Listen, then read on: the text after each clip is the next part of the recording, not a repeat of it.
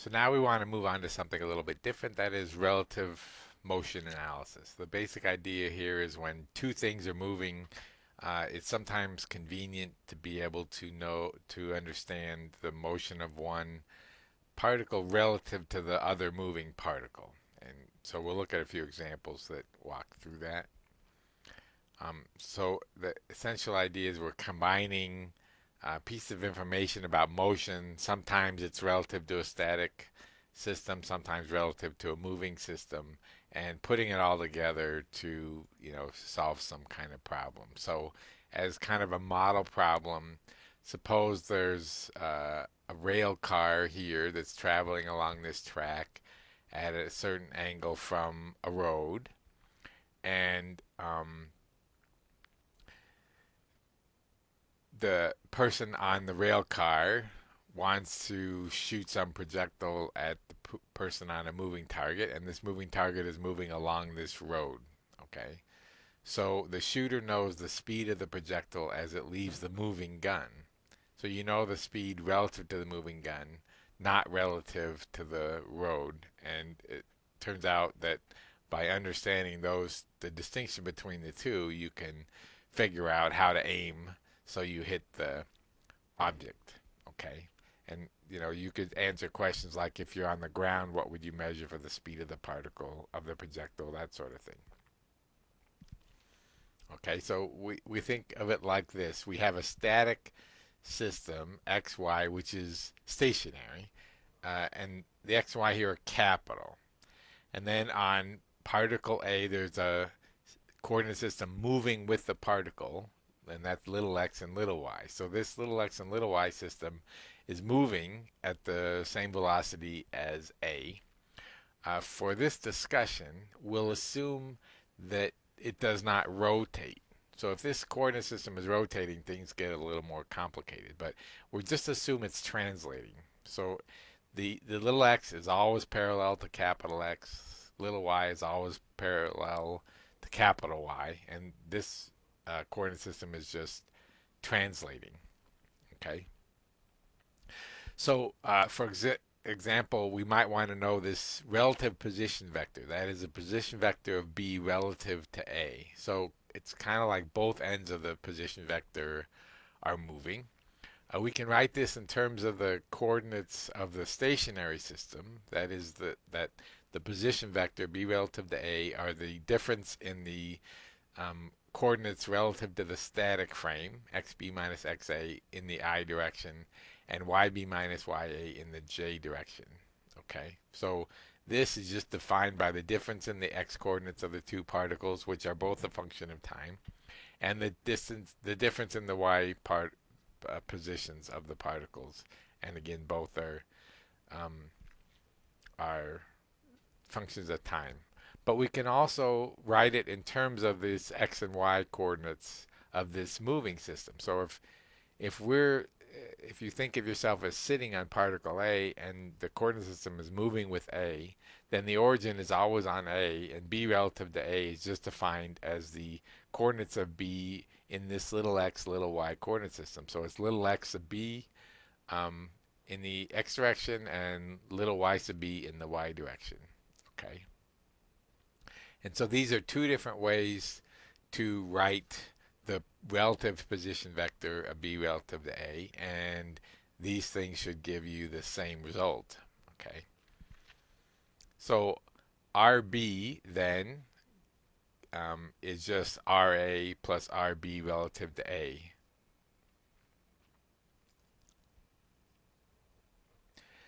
So in the little x little y frame, that is in the moving frame, RB sub A relative to A dot, that is the time derivative of this relative position vector, is just the time derivative of the x coordinate in the moving frame and the y coordinate in the moving frame. That is little x dot and little y dot. In the stationary frame, RBA, RB relative to A, the time derivative of that is just xb dot minus xa dot in the x direction plus yb dot minus ya dot in the y direction. And then we can write these terms in the moving frame. Okay. notice that this I hat dot and j hat dot are both 0 because those vectors are not changing in magnitude. They're unit vectors, and they're not rotating because we assumed this little x, little y coordinate system is not rotating. So that's important. So both those time derivatives are 0. And therefore, the time derivative written in the little xy frame is the same as the time derivative in the capital XY frame. That is, the time derivative in the moving frame is the same as the time derivative in the stationary frame.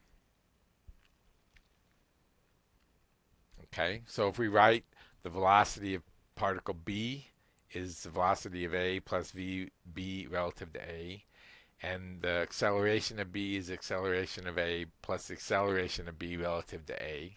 So as long as this moving system is not rotating, then the velocity and accelerations are the same no matter which frame you're in. Okay.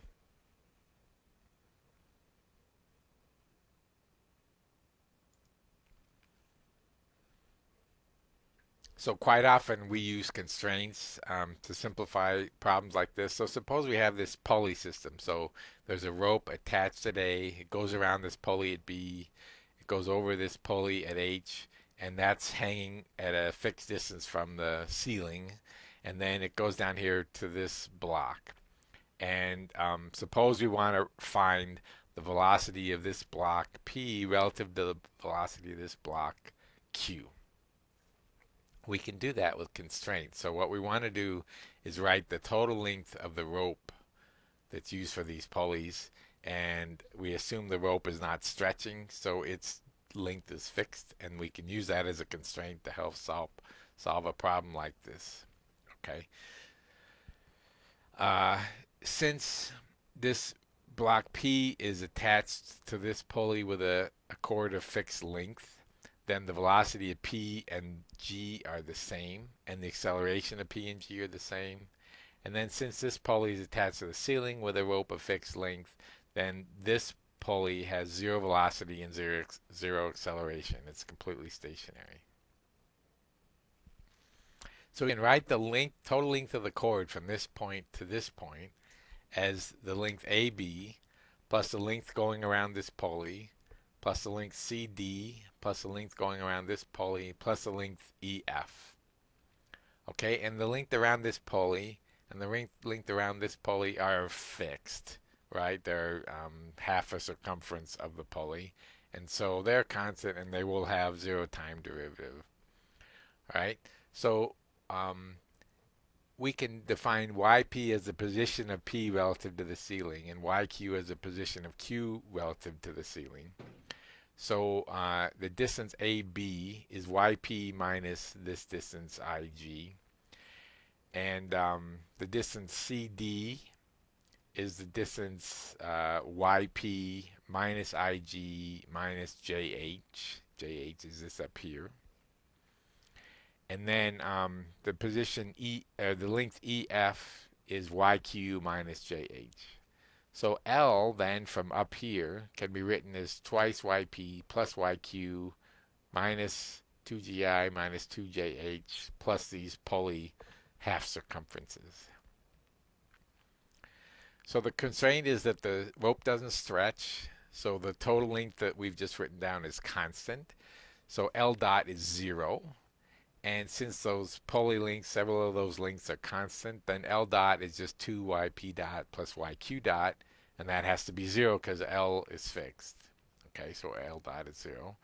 Or we can integrate with respect to time, and we find that this tells us twice VP is plus VQ is 0, or VP is minus 1/2 VQ. We don't have to integrate. We're just doing velocities at this point, not positions. So the velocity of P is minus 1/2 the velocity of Q. If we take the time derivative of this, the acceleration of P is minus 1/2 the acceleration of Q. Okay, so by writing this constraint and then differentiating, we were or solving actually, then we were able to find these relative velocities and accelerations.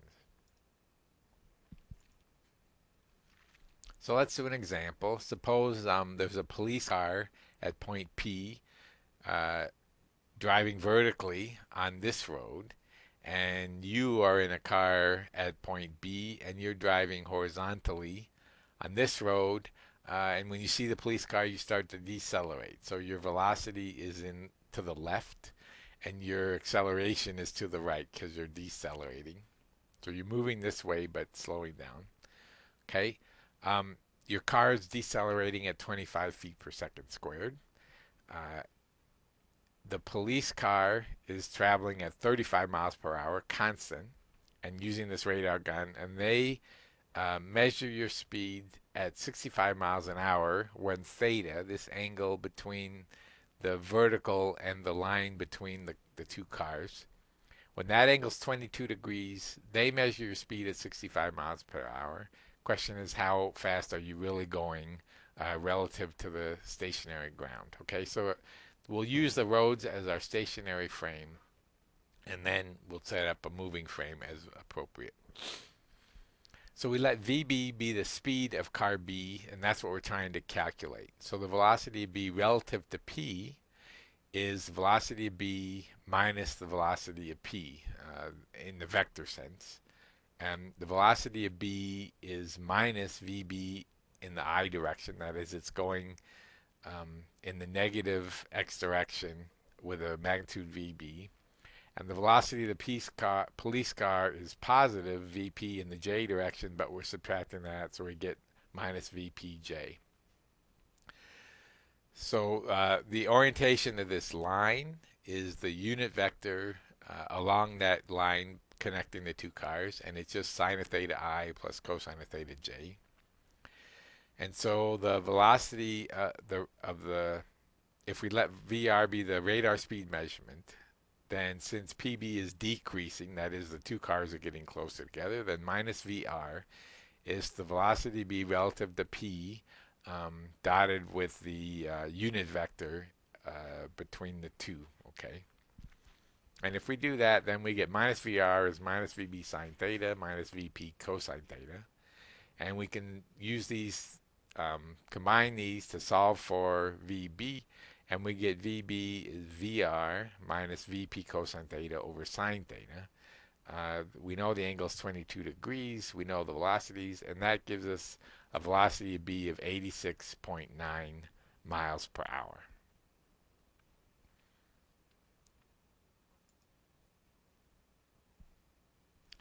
Okay, and then the acceleration of B is the acceleration of P plus the acceleration of B relative to P.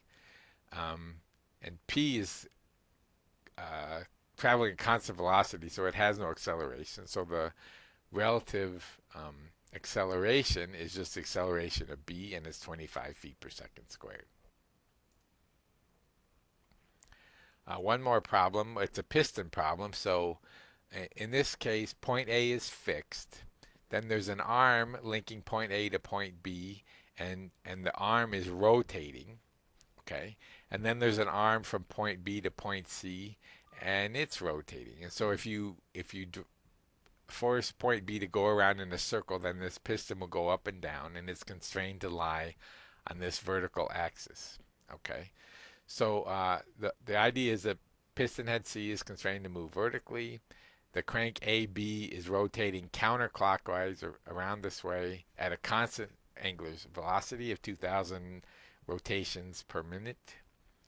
The radius of this arm AB is 3.5 inches.